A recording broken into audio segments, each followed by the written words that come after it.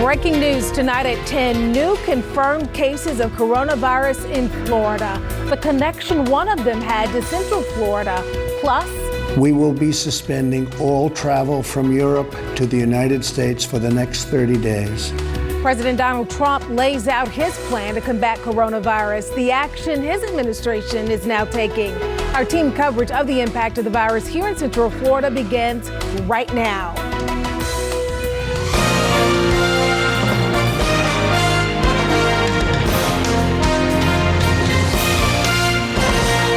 Thank you so much, everyone, for joining us here at the top of 10 o'clock live on Spectrum News 13. I'm Tammy Fields. There is a lot to cover tonight when it comes to coronavirus. But first, let's get a quick look at your weather on the ones with meteorologist Mallory Nichols. I know you have been tracking a few spotty showers out there tonight. Yeah, just in the last hour, Tammy, a little bit of activity has popped up. We've been mentioning the sea breeze collision potentially occurring late this evening. That could spark some activity. And as we look at Storm Tracker 13 at Doppler radar, you can see that is happening. No lightning, nothing too heavy, but right along the I-4 corridor in Osceola and Orange County, we do have a little bit of activity popping up, especially around the Disney World area down towards Celebration. And we do have a little bit of rain rolling through, but it should wrap up fairly quickly. Now, as we check out our temperatures, we're sitting at 70 in Orlando, 69 for Melbourne, 67 right now in Daytona Beach. Tonight, mostly clear skies. Temperatures a little bit warmer than the past few nights, but still not too bad. Most in the low 60s, with even some of our northern spots still dropping into the upper 50s. One thing to keep in mind is the potential for just a little bit of fog as we head toward daybreak. Exactly how long the stretch of mainly dry and warm weather sticks around is all coming up soon on your Weather on the Ones. Let's get back to that breaking news tonight at 10. More confirmed cases of coronavirus right here in the Sunshine State, one of which could have made contact with people at Bike Week in Daytona Beach.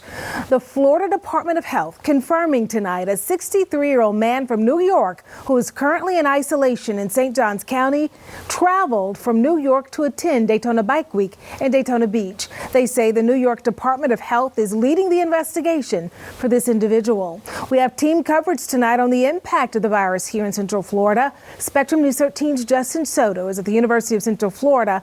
That's where students are being told to stay off campus for 2 weeks. But first, we begin with Spectrum News 13's Eric Mock, who has been following the latest developments from President Donald Trump in Washington, D.C.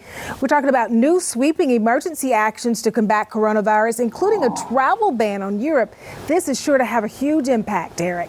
Absolutely, Tammy. President Trump taking a huge step to try to stop new cases of the coronavirus from coming into the U.S. by banning all travel from Europe to the U.S. Now, the ban does not apply to the U.K., but President Trump said this will impact trade, cargo, and they're still trying to determine how that impact will be.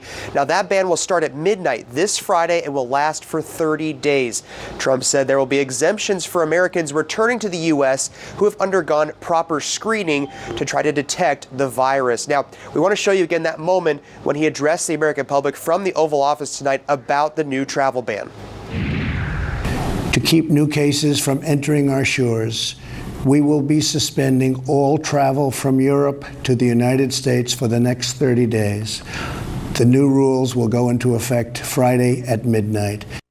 Along with these major travel restrictions, President Trump announced emergency economic measures to help curb the financial impact we've already seen from the virus. He's told the Small Business Administration to give loans to small businesses in areas heavily impacted by the coronavirus, and he's asking Congress to approve $50 billion to fund this special loan relief program. These low-interest loans will help small businesses overcome temporary economic disruptions caused by the virus. President Trump also directed the IRS to defer all tax payments without any penalty or interest for individuals and businesses impacted by the virus. Now, we're going to be following all the impacts on trade and travel that this ban will surely bring, and we're going to bring them to you right here on Spectrum News 13. Reporting live from the newsroom, Eric Mock, Spectrum News 13. The Florida Board of Governors told our state universities today to move classes online because of the spread of the deadly coronavirus. University of Central Florida, one of the schools moving to online instruction. Spectrum News 13's Justin Soto is joining us live on the campus of UCF. Justin, how are students there reacting? Well, Tammy, UCF is encouraging all students to go home during this fully online period. Now, the students I spoke to say they already take some online classes and they understand the university's decision.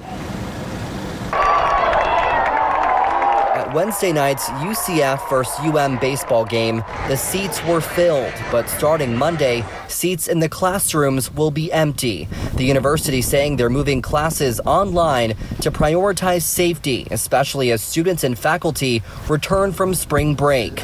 Donovan Fox is a UCF senior who's already taking some online classes. So I get the whole idea of just wanting to not keep people together. I mean, this isn't really something you can downplay. UCF says remote instruction will continue for at least 2 weeks, and students should not return to campus during that period. Get to hang out, come to more baseball games, maybe we'll travel a little more, hopefully. Zach Klaber says large lecture courses won't feel much different online. I have a small classroom that I enjoyed going to, so yeah, a little bit different. UCF says classes that are currently online will continue Monday. All other classes will be ready to go online by Wednesday. Klaber says he understands the university's decision with coronavirus cases growing in Florida. But obviously health's more important than me going to my lectures. UCF says all campuses will remain open for employees. Employees are expected to continue to work. Residence halls will also stay open for those people who don't have anywhere else to go during this period. Reporting live at UCF tonight, Justin Soto, Spectrum News 13. Also breaking news tonight, an announcement that is shocking the sports world. The NBA is suspending gameplay following the conclusion of tonight's schedule of games until further notice. Spectrum News 13's Pat Welters joining us now here in the studio with the latest on that. This is a big deal. This is just breaking, Tammy. I am literally holding a statement from the Magic in my hands that I just received from CEO Alex Martins. We have a statement from the NBA itself as well. Essentially, the league was discussing what they were going to do. An announcement was expected tomorrow, but then they got a positive test from a Utah Jazz player tonight. Now, that player was not at the arena. The Jazz set to take on the Oklahoma City Thunder. That game was not played. Shortly after, the news broke that the NBA was going to suspend play for the time being. The Magic releasing a statement from CEO Alex Martins supporting the decision. He says in it, we will continue to stay in contact with the league and local, state, and federal health experts as we closely monitor this public health crisis. So Magic also note that if you did have tickets to an upcoming game, those will be honored at a later date when the game is rescheduled. This is a late-breaking story. We're working on the details as they come in. We're going to have more up-to-date news for you tonight, 10:30 on Spectrum Sports 360. All right, we'll be following that closely as well. Thank you, Pat. Thanks, Tammy. Well, if you have any questions tonight, folks, about coronavirus, we have answers to frequently asked questions on our website. You can find the latest updates on cases in Florida and local resources near you. You can even compare symptoms of coronavirus to flu and cold symptoms or allergies. You will find all of that information on our website at mynews13.com. Former Vice President Joe Biden received an endorsement for the Democratic nomination from the Commissioner of Agriculture, Nikki Fried. Fried, who is the only statewide elected Democrat, believes that Biden is a great candidate who can unify the country. We've got people from all walks of life here in the state of Florida, across the country, between minorities, between LGBTQ, between all different types of rural, urban individuals. And I really believe that the vice president has an opportunity to bring everybody together to unify the Democratic base and then unify the country. This endorsement comes after Representative Val Demings of Florida endorsed Joe Biden earlier this month. An Orlando daycare worker blamed in the hot van death of a child has been sentenced to 10 years probation. A judge did not order additional jail time for Deborah St. Charles and the death of 3-year-old Miles Hill. She's here, very emotional in court today. Police say Miles died after being left in the back of a Little Miracles Academy van for around 12 hours in August of 2017. The temperature inside that van reached 144 degrees. St. Charles previously pled no contest to a charge of manslaughter by culpable negligence. We have reaction to that sentence from Deborah St. Charles' attorney and Miles Hill's family. And she's not free. I mean, she's got to do what she's told and follow the conditions of probation and do what she's supposed to do. But she's very sorry. We're all very sorry for what happened. time what I said in court. We all meant that. This was sad. A little bit of closure to, the whole situation. I don't know. It's very frustrating. The state wanted St. Charles to serve another year and 1 day in jail. That did not happen. St. Charles has already served 177 days in the Orange County Jail before she posted bond. An Ocala child accused of stabbing his little sister was set free today. A judge ruled the 9-year-old boy incompetent to stand trial and dismissed the case. He was led into the courtroom surrounded by a coat here to hide his identity.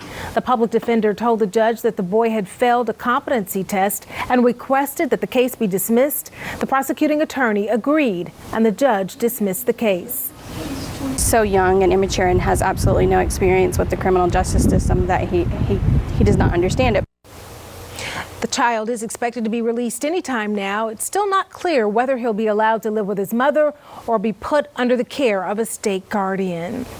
With coronavirus concerns throughout Central Florida, we know that Central Florida colleges and universities are turning to online classes. We take a first-hand look, though, at the benefits of those classes and how they can prepare you for the future. I want to switch gears now and talk weather. Certified meteorologist Mallory Nichols is standing by in the Weather Center with an update on this warm weather. Yeah, at least one thing that we can look forward to tomorrow is some quiet weather, warm conditions sticking around, lots of sunshine.